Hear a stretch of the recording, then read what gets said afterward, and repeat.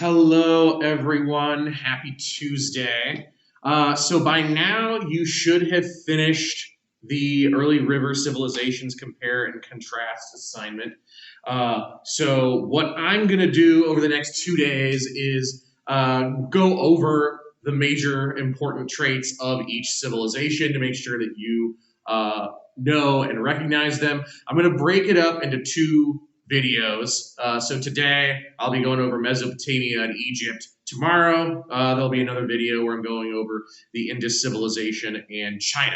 So to start with, Mesopotamia, the oldest of the four. So the physical traits, the important physical traits of the Mesopotamian civilization are that it was located between the Tigris and Euphrates rivers in present-day Iraq, in a region of the world known as the Fertile Crescent because of the bountiful agricultural resources there, as covered in Guns, Germs, and Steel. However, living in the Fertile Crescent between the Tigris and Euphrates was not as simple or peaceful as it might seem. Yes, they had a lot of agricultural abundance, but there were also natural hazards to living there as well. Notably, the Tigris and Euphrates rivers were prone to bouts of extremely unpredictable flooding. And this was kind of a double-edged sword. That flooding was beneficial because when the rivers would overflow their banks and then recede, when they receded, they'd leave all this really fertile farmland behind called silt, which really boosted agricultural production in the region. However, since the flooding was so unpredictable, it could often damage or destroy crops or property and just cause harm to people living near the rivers. Another big issue with living in Mesopotamia, at least from the physical geographical standpoint, is that there were no natural barriers in Mesopotamia. Mesopotamia was just kind of out in the open. So when we say there's no natural barriers, there's nothing in the way to prevent other people from attacking them. So in order to defend themselves, the Mesopotamians were forced to get really, really good at fighting because they had nothing to discourage attacks or prevent attacks. And another hazard there was there were few natural resources. So while they were able to get the food crops and support themselves in that way through their agriculture, they lacked a lot of the building materials that would have made constructing fortifications and building cities and towns easier. Moving on to their government and their political characteristics. So Mesopotamia was not a unified kingdom or civilization. Instead, ancient Mesopotamia was divided up into a series of smaller kingdoms referred to as city-states, where basically these would be very small kingdoms centered around one city and the surrounding land and territory. These city-states generally shared similar cultural characteristics, and they shared a common political structure. Namely, they were often ruled jointly by kings and priests. So in that way, most of these city-states were effectively hereditary monarchies where power was passed down from father to son, at least as far as the kingships went. The priests, that was another matter, but the priests were kind of co-rulers. They were not the main rulers.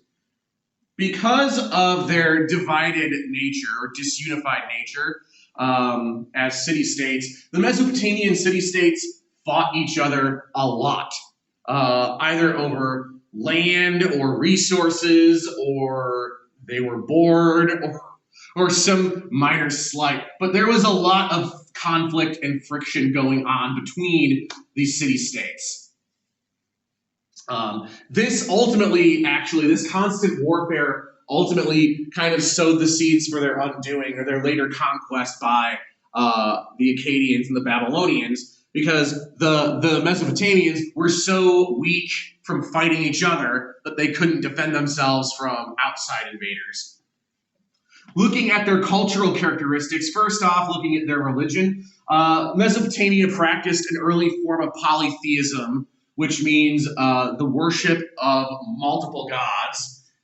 The Mesopotamians had a lot of different gods. There were gods, there were more overarching gods that all Mesopotamians would worship, and then there were lesser deities that were gods that would typically be worshipped only by like one specific city-state, or maybe a couple. But either way, there were a lot of different gods. And ultimately, the way their religion shaped their cultural values and their mindset and the way they viewed the world was this view that humans must pacify the gods or suffer natural disasters. Basically, the Mesopotamians believed that as humans, their role in life was to serve the gods and keep the gods happy or contented. If the gods got angry, they would take out their anger on humanity in the form of inflicting natural disasters like floods or earthquakes, or by causing like plagues or disease outbreaks, or even by causing a famine or crop failures. So the Mesopotamians kind of viewed their relationship with the gods as one of like a careful balancing act, where they're serving the gods primarily to keep them from wrecking everything for them. The Mesopotamians did believe in an afterlife, but it was a very different concept of afterlife than we're used to and that most religions are used to. Namely, the Mesopotamians believed that while there was an afterlife, it was not some pleasant afterlife, and there wasn't a form of judgment. Whether or not you were a good or a bad person, you would all go to the same place. And in general, it was not a place of fun or pleasure. It was more or less, at least I get the impression that they believed it was more or less just a realm of just existence, and that's kind of about it. Ultimately, the Mesopotamians held a pretty chaotic and pessimistic view of the universe. And a lot of historians and anthropologists believe that this view that the universe was inherently chaotic stemmed from their physical geography and the fact that the rivers that their civilization depended on were notably chaotic and unpredictable, and that shaped their view and developed their view of the universe as a place of just chaos and unpredictability. Looking at their social structure, the Mesopotamians did have a series of social classes. At the top of the social hierarchy, their upper class, there were priests, government officials, and landowners who made up that class. Beneath the upper class, more like an upper middle class, would be merchants who would have wealth, but not the prestige of those higher status people. Priests were highly esteemed because they were viewed as interpreters of God's will, or the God's will. And basically, the priests were viewed as important because they could tell the rest of society what they needed to do to keep the gods happy. Government officials like kings were highly valued because of their leadership, and then landowners because they owned the land. Merchants, they were wealthy, but they didn't have the same prestige as these other groups. Beneath the merchants, you had more of like a lower middle class, lower class, made up of peasants and artisans. Basically, small farmers or laborers and small-scale artisans. And then at the very bottom of Mesopotamian society were slaves. An important thing about slavery in the ancient world is that while slavery was pretty common and widespread, it did not function the same way that slavery functioned in the United States, and it did not work the same way that the African slave trade worked. Slavery in the ancient world was not based on race like the African slave trade was. Slavery instead was or rather, most slaves in the ancient world were either prisoners of war, so they were conquered in a war, brought back, and enslaved. They were debtors who could not pay their debts back, and instead of having to pay money, they instead were enslaved to their creditor for a period of time until they had worked off their debt. Or they might be sentenced to slavery for a period of time for a crime. But the important things to note about ancient slavery is that, one, it was not based on race, and two, it was not something that your children inherited. So even if you were a slave, your children were not necessarily going to inherit your status as a slave. And being a slave was not necessarily permanent. Oftentimes, slaves would either serve for a period of time or they could earn their freedom later. Right. Moving on to Egypt, or ancient Egypt, you'll find that there are a number of similarities, but also some rather stark differences. Notably, their physical geographies provide a first example of some pretty stark differences between Mesopotamia and Egypt. Egypt was located along the Nile River, the longest river in the world, running from the highlands of East Africa north to the Mediterranean Sea. And the Nile was a much better river to be around than the Tigris and the Euphrates. The Nile still had the same flooding that the Tigris and the Euphrates did that left such fertile silt on its banks and that made such fertile farmland. But the Nile was very predictable about it. It would flood at roughly the same time every year and flood to roughly the same level every year. So since it was predictable, it was a lot easier to structure society around this.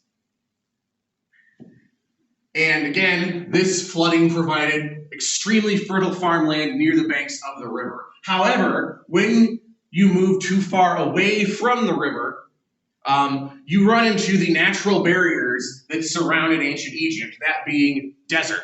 Ancient Egypt only existed where it did because of the oasis provided by the Nile. The Nile made it possible to grow a lot of food in not a lot of area, the area extremely close to the river. Moving too far away from that land put you in the middle of the desert. So this was actually both a benefit and a drawback. The drawback was, again, the desert does not really provide you any resources. There's no natural resources to get in the desert. You can't farm in the desert. And their farmland was limited to the areas right next to the Nile. However, the desert also served as an effective natural barrier that prevented ancient Egypt from being attacked. So Egypt did not face the constant warfare that Mesopotamia did because, again, the desert kept people out. It was a lot harder to get in there to attack ancient Egypt. Politically, also different from Mesopotamia, Egypt was a unified kingdom. So unlike how Mesopotamia was divided up into all these different city-states, Egypt was unified under one single government into one kingdom. This kingdom was ruled by a pharaoh, or was ruled by a king called the pharaoh. And the pharaoh was what we would call a god king. What that means is that not only did he function as a king, but his subjects viewed him and worshipped him as a god. So because of the fact that the pharaoh and their political leaders were viewed as gods, ancient Egypt functioned as a monarchy and a theocracy. So basically, power was hereditary. So basically, the pharaoh would pass down the kingship to his son, his oldest son. But this was also somewhat of a theocracy, which is a government ruled by a religion, because the pharaohs were maintaining their control partially by partially through being worshipped as gods by their subjects. And ultimately, ancient Egypt was very stable politically. Their dynasties were very long-lasting. They didn't really have much warfare or conflict. And ultimately, the Egyptian civilization lasted much longer than the Mesopotamian civilization did. You'll notice there are some similarities between Egypt and Mesopotamia when it came to religion now. Both practiced polytheism. The Egyptians also worshipped many gods. In the case of the Egyptians, they worshipped over 2,000 different gods. However, where the Mesopotamians had kind of a chaotic view of the universe, the Egyptians had more of an orderly view of the universe. And again, that kind of you can kind of see that rooted in the orderly nature of the Nile. Like the Mesopotamians, the Egyptians did believe in an afterlife, although the Egyptian afterlife was much more in line with what we would consider, or what would probably come to mind for us when we consider the afterlife. Their notion was that after death, a person would be judged based on the good and evil that they did. If the person was found to be predominantly good, then they would be rewarded with an afterlife in paradise. If the person was found to be predominantly evil, the belief was that their soul would basically be devoured by some supernatural beast. And this emphasis on the afterlife permeated throughout Egyptian society, where there was a heavy fixation on preparing for the afterlife throughout most of Egyptian life. Prime examples of that would be the construction of pyramids and elaborate tombs by the pharaohs, the practice of mummification after death to preserve the body for the afterlife, and the preparation of tombs by stocking them with things that the person may or may not need in the afterlife. Ancient Egypt also had social classes, and their social classes were pretty similar to the social classes that the Mesopotamians had. At the top rung of society, you had government officials, landowners, and priests. The middle rung, you had merchants and artisans. Beneath that, there were peasants, so small farmers or laborers. The peasants would frequently be put to work by the government on large-scale public works projects like the pyramids in times when there really wasn't that much farm work to do. So the government would basically hire them and put them to work. And at the very bottom of Egyptian society was once again slaves. And like in Mesopotamia, slavery functioned as not an inherited status, but rather something that was commonly held by prisoners of war or debtors or criminals. So that's my breakdown of Mesopotamia and ancient Egypt. If you are still unclear about anything, let me know and we can clear that up. And I will see you guys tomorrow with our look at the Indus civilization and ancient China. So take care.